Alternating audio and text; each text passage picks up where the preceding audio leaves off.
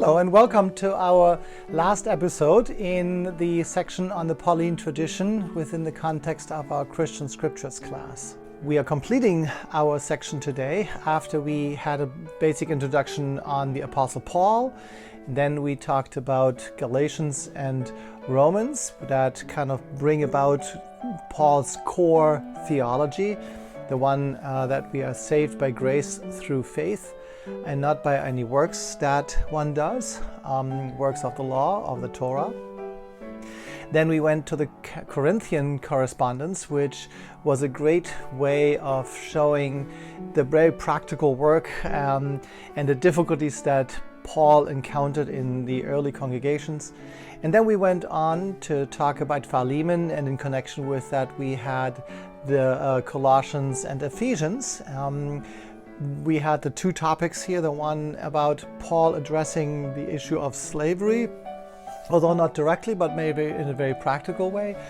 And also the idea of what it means that some of the letters might be pseudonymous, not written by Paul, but more by later by writers or people within the school of Paul. And today we're coming to our last selection, which are the Pastoral Letters. That's why I actually chose this background here in front of the Lutheran Theological Seminary in Gettysburg, one of my alma maters. Because in the Pastoral Letters, which is basically 1 Timothy, 2 Timothy, and Titus, we are hearing about Paul's instructions to his younger co-workers, to people that have learned within the school of Paul and are now going out and doing the ministry that were part of the ministry of Paul. But it also is interesting that for the last 200 years, most scholars really agree that these letters are really not actually written by Paul, but that they are pseudonymous letters as well. But let us consider the idea of whether they are later letters a little bit later in the video. At first, of course, it seems very much that this letter is within the ministry context of Paul. Timothy is a co-worker of Paul's. We hear him mentioned in many of the other letters, like 1 Corinthians is written in conjunction with Timothy. Timothy is mentioned many times along with other workers, for example Luke and so on, that are working within the ministry and mission to establish churches. Titus, though, hasn't really been around that much. What is only mentioned in the letter to Titus is that Titus apparently is working in a congregation in Crete. And we don't really have evidence of a congregation in Crete other than in the letter to Titus. Now, that doesn't necessarily mean that there was none. Paul may have established more congregations than the ones that we know about. And Crete happens to be mentioned in this letter here, but not in any of the other letters.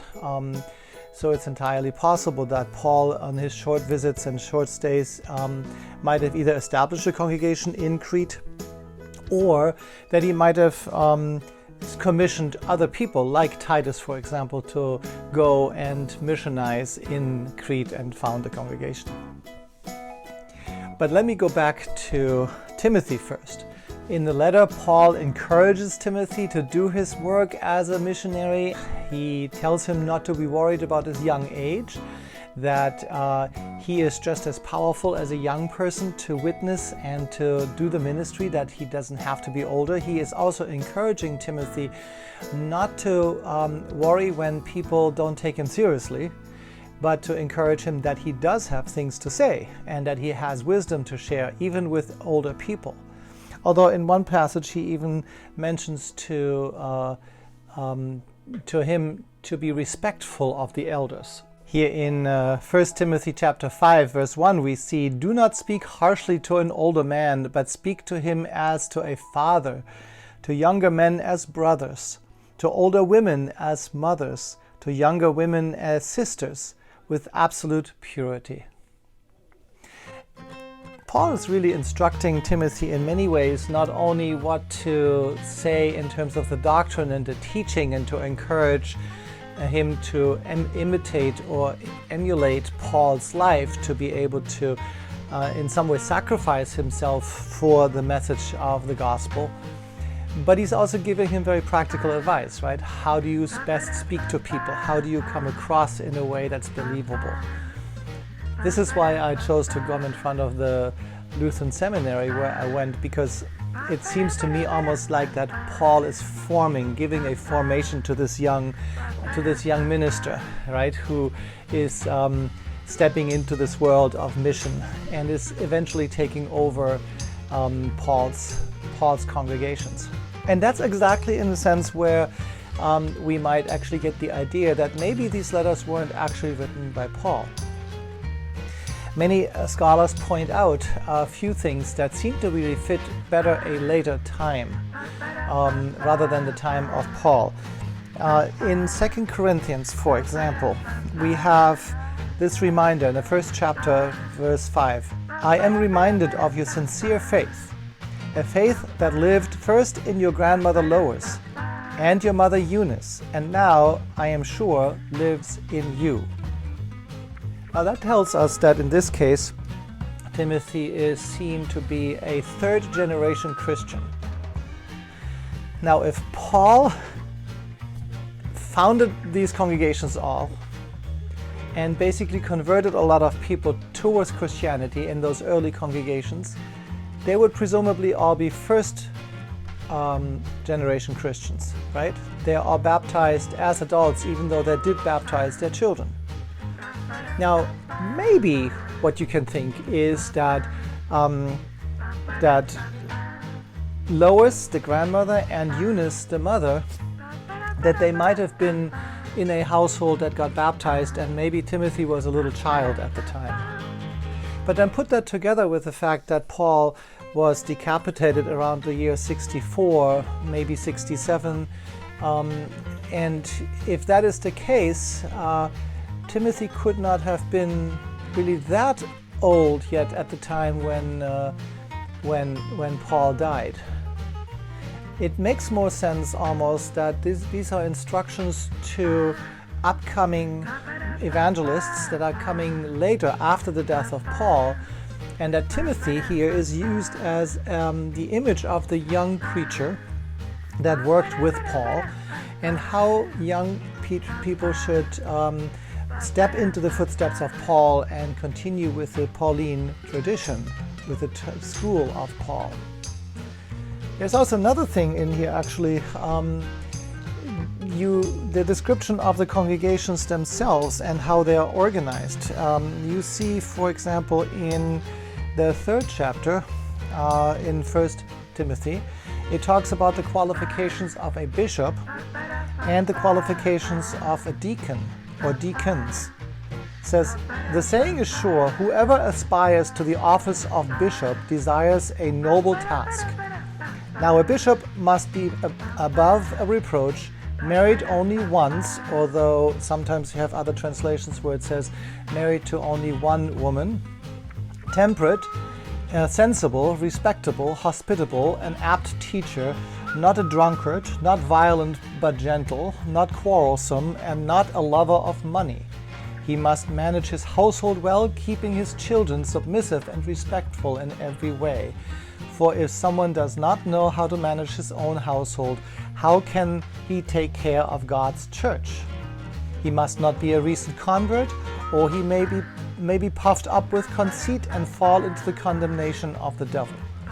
Moreover, he must be well thought of by outsiders, so that he may not fall into disgrace and the snares of the devil. Now that's a bishop. A few little notes to this, right? We don't get the idea that in the early founding congregations like in Corinth or in the Galatian congregations and so on, that there was a structure like that there were actually bishops and deacons, what we will talk about soon. But this seems to be more like congregations are already established and they have started a ranking system or a leadership system. It turns out actually that they didn't invent this here. The the system, the hierarchical system here is kind of borrowed from the synagogue structure that had a very similar way of organizing the leadership within the congregation. But some other little notes, right? Clearly it's envisioned that the bishop even, right, is married. Much different than in many churches right now where the clergy have to be celibate and can't get married, right? That's a much newer thing. For example, in the Roman Catholic Church, that priests are celibate and cannot get married. That's really only about 1,000 years old. From the very beginning on, church leaders were married, but they were supposed to live an exemplary life. And then the question is, what actually is a bishop? A bishop, it's hard to know exactly in this early time at the end of the first century what that actually means, that position, but it's most likely kind of the head pastor of a town. Let's say, for example, we don't really know actually what congregation this is written. I mean, this is written directly to Timothy, but we don't really know what congregation is envisioned here. So we can assume that maybe most congregations kind of have adopted this kind of structure yet at this point, right? So let's say that there would be one bishop, for example, in Corinth, who oversaw all of the ministry of the church. Maybe the head pastor, right? In a sense, you have that today when you have a bishop who oversees the ministry in a certain region. Like the Archbishop of Newark, for example, is overseeing all the Roman Catholic churches within the northern part of New Jersey. And then you have all those different locations, all those different churches that are each headed by priests that are here more like the deacons, right? We know the term deacon also in many other contexts where it means different things. When you're in a Baptist church, for example, you have deacons there that are on the board of deacons. Or you have deacons in the Episcopal Church, for example. They are not like pastors, but they are commissioned to word and service rather than word and sacrament. The deacons in today's understanding are most likely not preaching, although in the Catholic Church there are deacons that preach. You can see how even today these terms are totally different depending on which church body we are talking about. But it seems like that in the letter to Timothy here, the bishop is the overseer over the ministry in a particular town, and that the deacons are functioning more like the specific pastors. So here's the qualification of a deacon. Deacons likewise must be serious, not double-tongued, not indulging in much wine, not greedy for money. They must hold fast to the mystery of the faith with a clear conscience, and let them first be tested. Then, if they have proven themselves blameless, let them serve as deacons. Women deacons, it's interesting here, women deacons likewise must be serious, not slanderous, but temperate, faithful in all things. Let deacons be married only once, and let them manage their children and their household well. For those who serve well as deacons gain a good standing for themselves, and great boldness in the faith that is in Christ Jesus. Just a couple notes here. Very interesting that apparently there are also women deacons, right? What does that mean in the discussion whether women can be ordained to be pastors? It seems like that's a door that might open that, right? Of course, other people might say, no, but those are not the pastors, right? The deacons are something else. So it's a big discussion, and you can come out on either end here, right? Otherwise, of course, the deacons have very similar responsibilities as the bishop, that they have to have a certain standing and that they have to be tested, right? Just like in seminary. When somebody goes to seminary, they have to be tested and graduate at some point to be set aside for ordination to serve as a pastor or as a priest in the church. Now, Several times in 1 Corinthians and also 2 Corinthians, Paul is reminding Timothy to not neglect the power that he has received with the laying on of hands at the ordination, if you wish. The laying on of hands of the deacons or the brothers, as it says, where he was set aside to serve in the ministry of the church. That's another kind of thing that probably didn't exist that way yet during the time of Paul, which is another indicator that these letters, all of them, seem to be more from the second half of the first century, and that Timothy and Paul and all the workers there are being used as the examples from the past to now serve as examples for the people that are now set aside to be deacons and bishops and work in the church. Just like all the seminarians that now go out and are supposed to be like Paul and be like Timothy and be like the early people in the church that brought this about. But you see the structure of the church is already kind of put together. Now, the structure of the church comes out very much in the first letter to Timothy. The second letter of Timothy doesn't mention the structure of the church as much. Here it's more the encouragement to make sure that the right doctrine is being taught. It talks about a good soldier of Christ Jesus, to fight for the faith, a worker approved by God, godliness in the last days, and then Paul's charge to Timothy: now you have observed my teachings, my conduct, my aim in life, my faith, my patience, my love, my steadfastness, my persecutions and my suffering in the things that happened to me in Antioch, Iconium, and Lystra. What persecutions I endured, yet the Lord rescued me from all of them. Indeed, all who want to live a godly life in Christ Jesus will be persecuted. Titus, though, when we go to Titus for a moment, is interesting because here we have the mention of Crete, right? Here too, he is supposed to teach sound doctrine and maintain good deeds.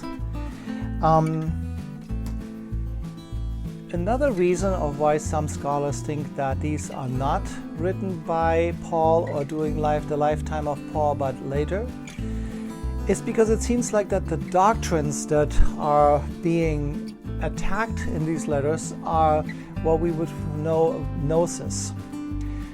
We will talk about gnosis more specifically when we come to the Johannine tradition, so I don't want to explain gnosis at this moment. But it is a teaching that really doesn't come in until the late part of the first century or the second century. The Johannine tradition deals a lot with gnosis, and so when we come to that portion of our class, we will dedicate a whole lesson to what gnosis is. But we don't have that yet. So, altogether, these are wonderful letters, most likely seen by most scholars for the last 200 years as letters that were written as pseudonymously. So we don't really know who the author is, but we do know that this is a person writing within the context of the Pauline school, the seminary of St. Paul, right? And that there is good instruction for those who want to do ministry in the church. The pastoral letters are certainly good letters to look at when it comes to church leadership and to those who want to be pastors or leaders in the church. It's good advice here in these letters about how best to conduct yourself. One interesting thing is about women in here too. It seems very much like that there's some advice to women that maybe we feel a little bit offended by these days as well. Here in 1 Timothy in the second chapter it says, starting at verse 8, I desire then that in every place the men should pray, lifting up holy hands without anger or argument. Also, that the women should dress themselves modestly and decently in suitable clothing, not with their hair braided or with gold pearls or expensive clothes, but with good works, as is proper for women who profess reverence to God. Let a woman learn in silence with full submission. I permit no woman to teach or to have authority over a man. She is to keep silent. For Adam was formed first, then Eve, and Adam was not deceived, but the woman who was deceived and became the transgressor. Yet she will be saved through childbearing, provided that they continue in faith and love and holiness with modesty. This seems to be almost a very traditional way of the place of a woman, and it's interesting how this can connect with the fact that we also presume that there are women deacons here. Don't the women deacons also lead when there are men present? And wasn't Lydia in the letter to the Philippians and in Acts also a leader of her congregation? Weren't there women in leadership at the time of Paul who also made decisions over her households and in that regard over men? So it's interesting that you have this very traditional way of looking at women here. And maybe one way of looking at that is that that the freedom and the openness that Paul had originally preached was a little bit too much to break societal norms. And that as the church continued, and this is another reason why sometimes we might think that this is a later letter and not written by Paul, because you can see the societal things to creep in again, right? That women are supposed to be in the roles that society has long seen them, and that the church kind of reverts back to this kind of standard rather than to what Paul's original idea was, to see men and women equal in front of God, the way that he also saw slaves and masters equal, right? That seems to be Paul's message, and here it seems to revert from that again. But now listen to the Bible Project videos on 1 Timothy, 2 Timothy, and on Titus, and see what the context and the specifics of those letters are. And with that, we will end the Pauline traditions. Don't forget to take the quiz now. It's open.